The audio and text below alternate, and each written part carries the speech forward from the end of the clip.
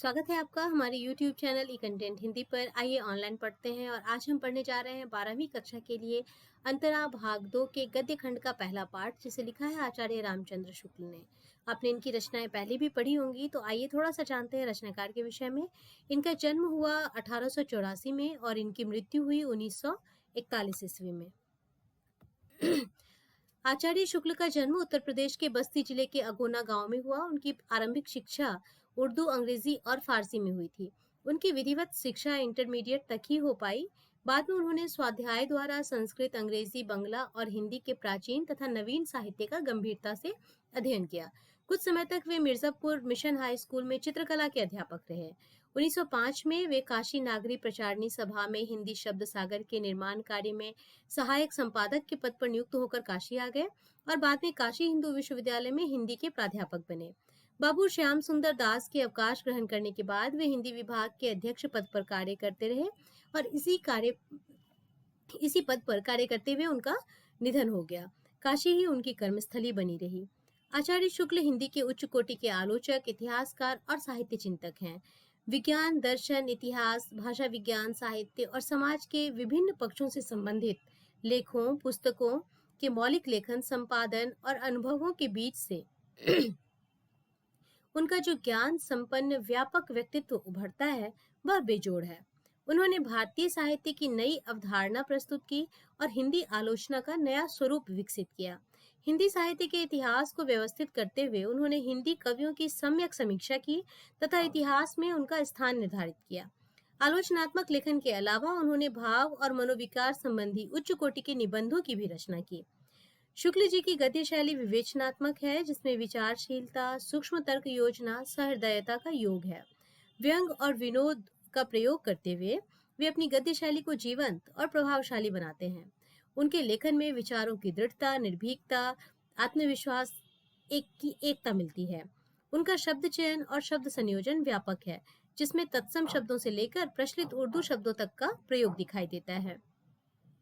अत्यंत सारगर्भित, विचार प्रधान, सूत्रात्मक वाक्य रचना उनकी गद्य शैली की एक बड़ी विशेषता है। यहाँ पर सूत्रात्मक वाक्य रचना कहा गया है। इसका मतलब है कि उनके वाक्यों को समझने के लिए वह वाक्य एक सूत्र के समान होते हैं। जैसे आप गणित का फॉर्मूला तुरंत नहीं समझ पाते, ठीक वैसे भी इन्हें समझने के लिए आपको थोड़ा सा प्रयास करना पड़ता है, थोड़ा सा सीखना पड़ता है और उसके बाद आप विचार करने के उपरांत उस सूत्र का मतलब समझ पाते हैं। आचार्य शुक्ल की कीर्ति का अक्षय स्रोत उनके द्वारा लिखित हिंदी साहित्य का इतिहास है। इसे उन्होंने पहले हिंदी शब्द सागर की भूमिका के रूप में लिखा था, जो परिष्कृत और संशोधित रूप में पुस्तक के आकार में प्रकाशित हुआ। उनके कुछ अन्य महत्वपूर्ण ग्रंथ हैं, जैसे गोस्वामी तुलसीदास, सूरदास, चिंतामणि, इसके 4 खंड हैं, और रस मीमांसा। इसके अलावा उन्होंने जायसी ग्रंथावली एवं भ्रमर गीत सार का संपादन किया और उसकी एक लंबी भूमिका भी लिखी। संस्मरणात्मक निबंध प्रेम घन की छाया स्मृति में शुक्ल जी ने हिंदी भाषा एवं साहित्य के प्रति अपने प्रारंभिक रुझानों का बड़ा रोचक वर्णन किया है। यह एक संस्मरणात्मक निबंध है। संस्मरणात्मक निबंध यानी कि ऐसा निबंध जो बीती हुई बातों को याद करके लिखा जाए, स्मरण पर आधारित। उनका बचपन साहित्यिक परिवेश से भरा पूरा था। बाल्यावस्था में ही किस प्रकार भारतेंदु एवं उनके मंडल के अन्य रचनाकारों, विशेषतः प्रेमघन के सानिध्य में शुक्ल जी का साहित्यकार आकार ग्रहण करता है, उसकी अत्यंत मनोहारी झांकी यहाँ प्रस्तुत की गई है। प्रेमघन के व्यक्तित्व ने शुक्ल जी की समवयस्क मंडली को किस तरह प्रभावित किया, हिंदी के प्रति किस प्रकार आकर्षित किया तथा किसी रचनाकार के व्यक्तित्व निर्माण आदि संबंधी पहलुओं का बड़ा चित्ताकर्षक वर्णन या चित्रण इस निबंध में उकेरा गया है। तो आइए पढ़ते हैं इस निबंध को। प्रेम घन की छाया स्मृति, यह शीर्षक है। मेरे पिताजी फारसी के अच्छे ज्ञाता और पुरानी हिंदी कविता के बड़े प्रेमी थे। फारसी कवियों की उक्तियों को हिंदी कवियों की उक्तियों के साथ मिलाने में उन्हें बड़ा आनंद आता था। वे रात को प्रायः रामचरितमानस और रामचंद्रिका घर के सब लोगों को एकत्र करके बड़े चित्ताकर्षक ढंग से पढ़ा करते थे। चित्ताकर्षक यानी कि जो मन को आकर्षित कर ले। आधुनिक हिंदी साहित्य में भारतेंदु जी के नाटक उन्हें बहुत प्रिय थे। उन्हें भी वे कभी-कभी सुनाया करते थे। जब उनकी बदली हमीरपुर जिले के राठ तहसील से मिर्जापुर हुई, तब मेरी अवस्था 8 वर्ष की थी। उसके पहले ही से भारतेंदु के संबंध में एक अपूर्व मधुर भावना मेरे मन में जगी रहती थी। सत्य हरिश्चंद्र नाटक के नायक राजा हरिश्चंद्र और कवि हरिश्चंद्र में मेरी बाल बुद्धि कोई भेद नहीं कर पाती थी। हरिश्चंद्र शब्द से दोनों की एक मिली जुली भावना, एक अपूर्व माधुर्य का संचार मेरे मन में करती थी। मिर्जापुर आने पर कुछ दिनों में सुनाई पड़ने लगा कि भारतेंदु हरिश्चंद्र के एक मित्र यहाँ रहते हैं, जो हिंदी के एक प्रसिद्ध कवि हैं और जिनका नाम है उपाध्याय बद्री नारायण चौधरी। भारतेंदु मंडल की किसी सजीव स्मृति के प्रति मेरी कितनी उत्कंठा रही होगी, यह अनुमान करने की बात है। मैं नगर से बाहर रहता था। एक दिन बालकों की मंडली जोड़ी गई, जो चौधरी साहब के मकान से परिचित थे। वे अगवा हुए। मील 1.5 मील का सफर तय हुआ। पत्थर के एक बड़े मकान के सामने हम लोग जा खड़े हुए। नीचे का बरामदा खाली था। ऊपर बरामदा सघन लताओं के जाल से आवृत था, यानी कि जो लताएं थी वो बहुत घनी थी उस बाहरी दीवार पर। बीच बीच में खंबे और खुली जगह दिखाई पड़ती थी। उसी ओर देखने के लिए मुझसे कहा गया। कोई दिखाई ना पड़ा। सड़क पर कई चक्कर लगे। कुछ देर पीछे एक लड़के ने उंगली से ऊपर की ओर इशारा किया। लता प्रतान के बीच एक मूर्ति खड़ी दिखाई पड़ी। दोनों कंधों पर बाल बिखरे हुए थे। एक हाथ खंबे पर था। देखते ही देखते यह मूर्ति दृष्टि से ओझल हो गई। बस यही पहली झांकी थी, और इस झांकी को बहुत ही सुंदर तरीके से इस पुस्तक में इस चित्र के माध्यम से भी दर्शाया गया है, जो आप देख रहे होंगे। ज्यों ज्यों मैं सयाना होता गया, त्यों त्यों हिंदी के नूतन साहित्य की ओर मेरा झुकाव बढ़ता गया। क्वींस कॉलेज में पढ़ते समय स्वर्गीय बाल रामकृष्ण वर्मा मेरे पिताजी के सहपाठियों में थे। भारत जीवन प्रेस की पुस्तकें प्रायः मेरे यहाँ आया करती थीं, पर अब पिताजी उन पुस्तकों को छिपा कर रखने लगे। उन्हें डर हुआ कि कहीं मेरा चित्त स्कूल की पढ़ाई से हट न जाए, मैं बिगड़ न जाऊं। उन्हीं दिनों पंडित केदारनाथ जी पाठक ने एक हिंदी पुस्तकालय खोला था। मैं वहां से पुस्तकें ला ला कर पढ़ा करता। एक बार एक आदमी साथ करके मेरे पिताजी ने मुझे एक बारात में काशी भेजा। मैं उसी के साथ घूमता फिरता चौखंबा की ओर जा निकला। वहीं पर एक घर में से पंडित केदारनाथ जी की पाठक निकलते दिखाई पड़े। पुस्तकालय में वे मुझे प्रायः देखा करते थे, इससे मुझे देखते ही वे वहीं खड़े हो गए। बात ही बात में मालूम हुआ कि जिस मकान में से वे निकले थे, वह भारतेंदु जी का घर था। मैं बड़ी चाह और कौतूहल की दृष्टि से कुछ देर तक जाने किन किन भावनाओं में लीन होकर देखता रहा। पाठक जी मेरी यह भावुकता देख बड़े प्रसन्न हुए और बहुत दूर मेरे साथ बातचीत करते हुए गए। भारतेंदु जी के मकान के नीचे का यह हृदय परिचय बहुत शीघ्र गहरी मैत्री में परिणत हो गया। 16 वर्ष की अवस्था तक पहुंचते पहुंचते तो समवयस्क हिंदी प्रेमियों की एक खासी मंडली मुझे मिल गई, जिसमें श्रीयुत काशी प्रसाद जी जायसवाल, बाल भगवान दास जी हालना, पंडित बद्रीनाथ गौड़, पंडित उमाशंकर द्विवेदी मुख्य थे। हिंदी के नए पुराने लेखकों की चर्चा बराबर इस मंडली में रहा करती। मैं भी अब अपने को एक लेखक मानने लगा था।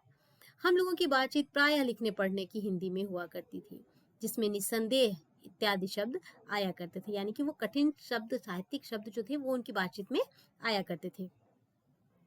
जिस स्थान पर मैं रहता था वहां अधिकतर वकील, मुख्तारों तथा कचहरी के अफसरों और अमलों की बस्ती थी।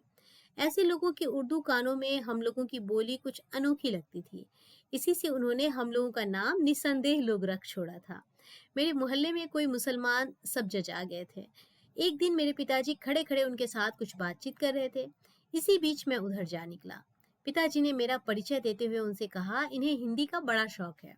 चट जवाब मिला, आपको बताने की जरूरत नहीं, मैं तो इनकी सूरत देखते ही इस बात से वाकिफ हो गया। मेरी सूरत में ऐसी क्या बात थी, यह इस समय नहीं कह सकता। आज से 30 वर्ष पहले की बात है, यानी कि जब उन्होंने ये लिखा था, इससे 30 वर्ष पहले की बात थी। चौधरी साहब से तो अब अच्छी तरह परिचय हो गया था। उनके यहाँ मेरा जाना एक लेखक की हैसियत से होता था। हम लोग उन्हें एक पुरानी चीज समझा करते थे। इस पुरातत्व की दृष्टि में प्रेम और कौतूहल का एक अद्भुत मिश्रण रहता था। यहाँ पर यह कह देना आवश्यक है कि चौधरी साहब एक खासे हिंदुस्तानी रईस थे। बसंत पंचमी, होली इत्यादि अवसरों पर उनके यहाँ खूब नाच रंग और उत्सव हुआ करते थे। उनकी हर एक अदा से रियासत और तबीयतदारी टपकती थी। कंधों तक बाल लटक रहे हैं, आप इधर से उधर टहल रहे हैं। एक छोटा सा लड़का पान की तश्तरी लिए पीछे पीछे लगा है। अम, बात की काट छांट का क्या कहना। जो बातें उनके मुंह से निकलती थी उनमें एक विलक्षण वक्रता रहती थी। उनकी बातचीत का ढंग उनके लेखों के ढंग से एकदम निराला निराला होता था। नौकर तक के साथ उनका संवाद सुनने लायक होता था। अगर किसी नौकर के हाथ से कभी कोई गिलास वगैरह गिरा तो उनके मुंह से यही निकला कि कारे बचाता नहीं। उनके प्रश्नों के पहले क्यों साहब अक्सर लगा रहता था। वे लोगों को प्रायः बनाया करते थे। इससे उनसे मिलने वाले लोग भी उन्हें बनाने की फिक्र में रहा करते थे। मिर्जापुर में पुरानी परिपाटी के एक बहुत ही प्रतिभाशाली कवि रहते थे, जिनका नाम था वामनाचार्य गिरी। एक दिन वे सड़क पर चौधरी साहब के ऊपर एक कविता जोड़ते चले जा रहे थे। अंतिम चरण रह गया था कि चौधरी साहब अपने बरामदे में कंधों पर बाल चिटकाए खंबे के सहारे खड़े दिखाई दिए। चट कवित्व पूरा हो गया और वामन जी ने नीचे से वह कवित्व ललकारा, जिसका अंतिम अंश था खंबा टेकी खड़ी जैसी नारी मुगलाने की। एक दिन कई लोग बैठे बातचीत कर रहे थे। इतने में एक पंडित जी आ गए। चौधरी साहब ने पूछा, कहिए क्या हाल है। पंडित जी बोले, कुछ नहीं, आज एकादशी थी, कुछ जल खाया है और चले जा रहे हैं। प्रश्न हुआ, जल ही खाया है कि कुछ फलाहार भी पिया है। एक दिन चौधरी साहब के एक पड़ोसी उनके यहाँ पहुंचे। देखते ही सवाल हुआ, क्यों साहब, एक लफ्ज मैं अक्सर सुना करता हूँ पर उसका ठीक अर्थ समझ में न आया। आखिर घनचक्कर की क्या मानी है, उसके क्या लक्षण हैं। पड़ोसी महाशय बोले, वाह, यह क्या मुश्किल बात है। एक दिन रात को सोने के पहले कागज कलम लेकर सवेरे से रात तक जो जो काम किए हों सब लिख जाइए और पढ़ जाइए। मेरे सहपाठी पंडित लक्ष्मी नारायण चौबे, बाल भगवान दास हालना, बाल भगवान दास मास्टर, इन्होंने उर्दू बेगम नाम की एक बड़ी ही विनोदपूर्ण पुस्तक लिखी, जिसमें उर्दू की उत्पत्ति, प्रचार आदि का वृत्तांत एक कहानी के ढंग पर दिया गया था।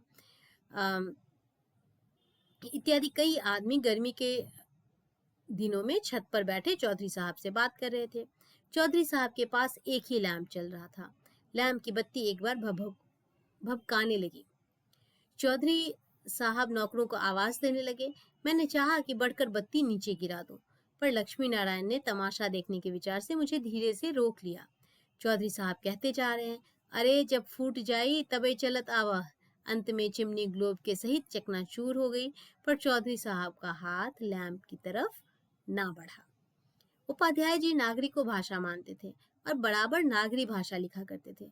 उनका कहना था कि नागर अपभ्रंश से जो शिष्ट लोगों की भाषा विकसित हुई वह नागरी कहलाई। इसी प्रकार वे मिर्जापुर ना लिखकर मिर्जापुर लिखते थे, यानी कि रेफ नहीं लगाते थे, रॉ पूरा लिखते थे वो, जिसका अर्थ वे करते थे लक्ष्मीपुर माइनस मीर बराबर समुद्र जोर जा बराबर पुत्री जोर पुर। अब ये जो सूत्र है इसको समझने में वक्त लगेगा। सोचिए, समझिए और इस सूत्र को जानने का प्रयास कीजिए। और यह पार्ट यहीं पर समाप्त होता है। इसके बाद अगले पार्ट इस वीडियो के अगले भाग में, यानी कि जो दूसरा भाग होगा इस वीडियो का, उसमें हम इसके प्रश्नोत्तर पर चर्चा करेंगे। तब तक के लिए धन्यवाद।